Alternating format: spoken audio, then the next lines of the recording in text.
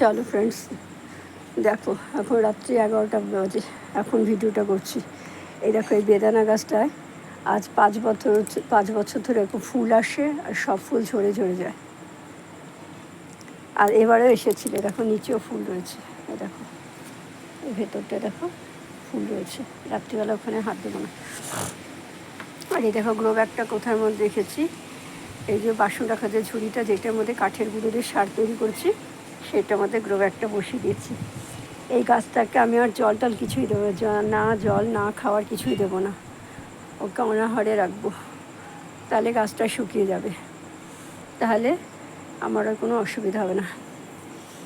কারণ আমি কালকে মোবাইলে ইউটিউবে দেখছিলাম যে একজন ভদ্র মহিলা তার বাস্তুবিদকে দিয়ে বাস্তু ঠিক করানোর জন্য নিয়ে এসছেন। ভদ্রলোক মানে ঢুকেই সবার আগে বললেন যে আপনার ভিতে সবথেকে বড় সমস্যা সৃষ্টি করেছে এই বেদানা গাছ, আনার কাপের। বলছে কেন? বলছে আপনাদের বাড়ি সবাই সুস্থ আছে? বলছে না। বলে আর্থিক সমস্যা আছে? বলছে হ্যাঁ। মানে নানা রকম সমস্যা নাকি বেদানা গাছ ঘরে থাকলে, আনার পেড় থাকলে হয়। তো সেই যখন কাল কখন দেখলাম, আমাকে এর আগে আমার বোন বলেছিল, বোন যখন বম্বে ছিল তখনই বলেছিল ওখানে থাকতেই, যে দিদিভাই তুই কিন্তু ঘরে বেদানা রাখিস না, বাস্তু দোষ হয়। এবার আমার পাশে আমার জায়ের ঘর, জায়ের দরজার সামনে আবার একটা বেদানা গাছ হয়েছে, সেই বেদানা গাছটা আবার আমার বাগানে ঝুলে পড়ছে। আমি 4-5 দিন আগে একটা ডাল ভেঙে দিয়েছিলাম। ওই দেখি কালকেও ভেঙে দেবো, যাতে আমাদের দিকে যেন না পড়ে। এই দেখো এই গাছগুলোকে সমস্ত জল দিয়ে গেছি বিকেলবেলা। এখানে জলগুলো যে দিয়েছি সেই জলগুলোর মধ্যে কী রয়েছে তোমাদের দেখাই। সমস্ত সবজির খোসা দিয়ে করাই দেখো, দেখো সমস্ত আলুর খোসা, পেঁয়াজের খোসা, রসুনের খোসা, গোটা গোটা রসুন, এগুলো সমস্ত রয়েছে। এগুলো দিয়ে জল দিয়ে গেছি। আর এগুলো হলো সমস্ত সবজি ধোয়া জল। আর এইটার মধ্যে আছে যেটা, সেটা হলো চাল ধোয়া, সবজি ধোয়া, অনেক ডাল ধোয়া, এগুলো জল। এখন আমি কিছু কিছু গাছে জল দিয়েছি আর কিছু কিছু গাছে জল দেইনি। যেই গাছগুলো দেখলাম যে ঝিমিয়ে গেছে সেই গাছগুলোতেই জল দিয়ে গেছিলাম বেশি করে, আর যেগুলো ঝিমায়নি সেগুলো দিইনি। আর সব গাছে পেঁয়াজ রসুন জল দিইনি, কারণ ঠাকুরকে দেই বলে আমি একটু মানি গো, মানতে হয়।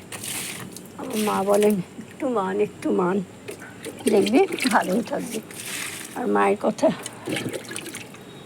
না শুনলে ভগবানও শাস্তি দেবে তাকে। তাই জন্য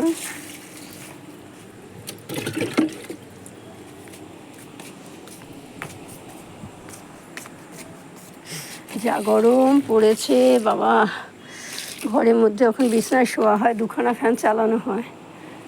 এরকম এই একটা ফ্যান চলছে,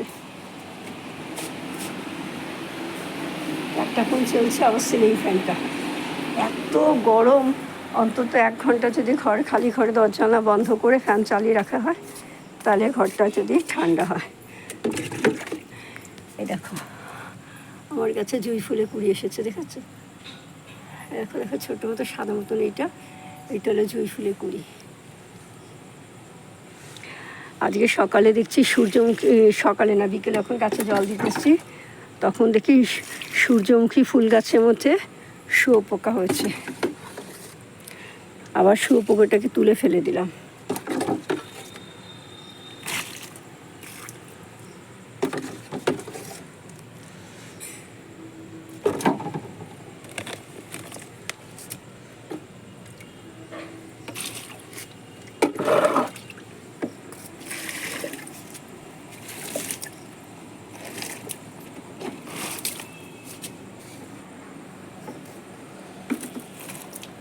এখন আকন্দ ফুল গাছটা কেটে ফেলাতে না আমার যে অসুবিধা হয়েছে না গো, কি বলবো। আমি ঠাকুরকে ঠিক করে ফুল দিতে পারছি না জানো। আকন্দ ফুলগুলো তো ছিল, আমি সাজিয়ে দিতাম, আমার পুরো আসনটা কি সুন্দর ফুলে ভরা থাকতো, দেখেও শান্তি হতো। কিন্তু এখন আর আমার সেই সুযোগটা নেই, সেটা সব নষ্ট হয়ে গেছে। আর একটা সাদা আকন্দ ছিল, সাদা আকন্দ খুব ভালো, শুভ। আমার যার তো ভাসুর দেখেই বললো, এই দেখো এটা চাল ধোয়া জল, সবজি ধোয়া জল, তো ঢেকে রেখেছি না, গরম হয়ে গেছে না, একটু যে ট্যাঙ্কে টাটকা জলটা দিই, এই জলটা ঠান্ডা, একটু দিয়ে এখন কোথায় দিতে যাবো দেখো। এইখানে যত গাছ আছে না, এগুলো হচ্ছে সমস্ত ফুলের গাছ। এখানে এই ফুলের গাছ দিয়েই আমি আর কি ঠাকুরের পুজো দিই। এই যে আমার এই জয়ী ফুল গাছটাতে এখানটাতে একটা কুড়ি মতন এসেছে মাথাটা। আমি ভাবছিলাম যে এবার জুঁই ফুলের ডালগুলো সব কেটে দেবো, দেখো মাথা কুড়ি মতন ভাব এসেছে। তারপরে তো মা বিকেলে গাছে জল দিতে এসে দেখি কি না, এই সমস্ত গাছের মধ্যে না মাথায় কুড়ি একটা ভাব এসছে না, এখন তো তাহলে কাটা যাবে না, তার গাছে অনেক ক্ষতি হয়ে যাবে, সেই জন্য আর কাটলাম না। মানুষের সারা শরীরে গরম হচ্ছে, ট্যাঙ্কের জল আর কী করে ঠান্ডা থাকে। তাই বাথরুমে বসে বসে ভাবছিলাম যে এই মে মাসটা মোটামুটি কষ্ট সৃষ্টে কাটানো যায়, কিন্তু জুন জুলাই আগস্ট এই 3টে মাস যে কী সাংঘাতিক কষ্ট, এই গরমটা ঠিক নেওয়া যায় না। কেন বলছি জানো, এই সময় বিছানাগুলো এত গরম হয়ে থাকে না যে ঢোকা যায় না বিছানাতে।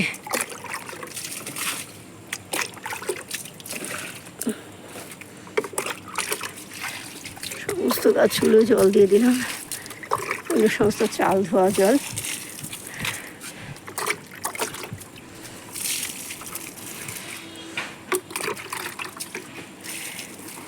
আর এইগুলো সমস্ত নয়নতারা ফুল গাছ। দেখো আমার বেল ফুল গাছে কি সুন্দর কুড়ি এসেছে। আমার বেল ফুল গাছগুলো দেখতে চেহারাগুলো ভালো হয়েছে, কিন্তু আমার চেহারা ভালো হলো না ইয়ে গাছগুলোর, বোতাম ফুল গাছগুলোর। বোতাম ফুল গাছগুলোর চেহারা খুব খারাপ, দেখলেই যেন মনে হচ্ছে অসুস্থ রোগী। আবার এই তো কাশির ওষুধটা খেলাম, এখন আমার ভয় হচ্ছে। এই কাশির ওষুধটা খেলেই না আমার সারাক্ষণ ছিমনি আসে, আর তখন খালি মনে হয় আমি ওই বোধহয় পড়ে যাব। এতে এর আগের দিন এরকম হয়েছিল, সেই কাশির ওষুধ খেয়েছি, খেয়ে সারা দিন যেখানেই যাচ্ছি সেখানেই চোখ বন্ধ হয়ে গিয়েছে। মার কাছে গেছি, ওখানে গিয়ে কথা বলতে বলতে ঘুমিয়ে পড়েছি। মা বলে তুই কে ঘুমিয়ে পড়লি নাকি? আচ্ছা ও কেন?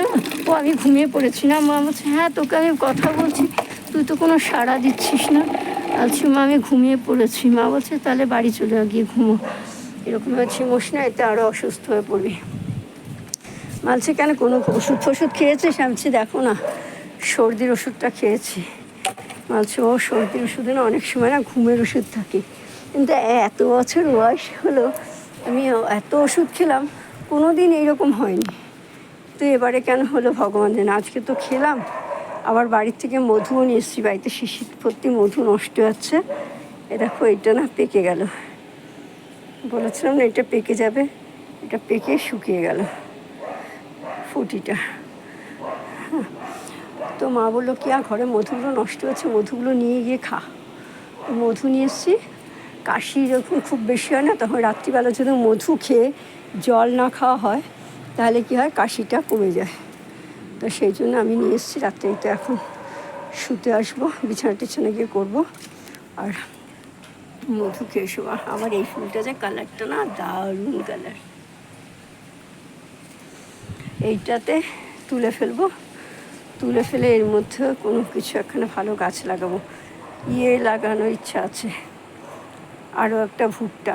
আর এইটার মধ্যে ভেবেছিলাম ভুট্টা লাগাবো, কিন্তু ভাবলাম ভুট্টা লাগালে যদি দুটো গাছ শেকড়গুলো বাইরে দিয়ে বেরিয়ে যায় তাহলে দুটো গাছই নষ্ট হবে। ওই এখন ভাবছিলাম। আর দেখো না দিনের বেলায় পুরো খুলে রাখি, সমস্ত খোসা সার ফার দেওয়া আছে না, সবজির খোসা রোজ দিচ্ছি, দিয়ে খুলে রাখি। আর যখনই ধরো দুপুরবেলা হয়ে যায় রোদ চলে একটু বিকেল নাগাদ, তখন এইটাকে ঢাকা দিয়ে দিই। কেন বলো তো, নাহলে বৃষ্টি হলে যে সারগুলো আছে সমস্ত চারপাশ দিয়ে বেরিয়ে যাবে। অ্যাকচুয়ালি এইটা তো সেটা গ্রো ব্যাগের মতন ব্যবস্থা নেই, দেখো না ওপর একটা এখানে একটা ছাউনি দেওয়া ছিল না, সেই ছাউনিটা ছিঁড়ে গেছে, সেইটাই লাগানো হয়েছে।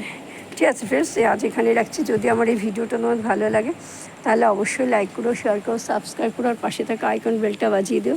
দেখা হবে আগামীকাল অন্য একটা ভিডিওর সাথে। এখন দেখাতে পারবো না, তাই এইখানে যে কতগুলো গাছ উঠেছে চিন্তা করা। দেখো করলা গাছ, একটা শসা গাছ, এটা চাল কুমড়ো গাছ, সমস্ত গাছ একসাথে জড়িয়ে উঠে যায় জল। তোরা যদি মিলেমিশে একসাথে থাকতে পারিস তাহলে আমার অসুবিধা কোথায়? আমার কোনো অসুবিধা নেই। আমি তো চাই সবাই মিলেমিশে একসাথে থাকো। Bye, tata.